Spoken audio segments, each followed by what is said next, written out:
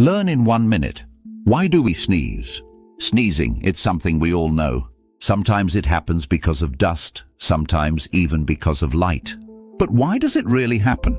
Our nose comes into contact with dust, germs, and strange smells every day. Our body doesn't like these intruders, so it activates a natural defense mechanism, sneezing. The nerves in our nose send a message to the brain, and the brain quickly responds. Close your eyes, take a deep breath, and sneeze. A strong burst of air rushes out, sometimes at speeds up to 100 miles per hour. This blast clears out your nose. So sneezing isn't just a funny sound, it's your body's way of protecting you. Next time you sneeze, remember, your body is working for you. Now you know.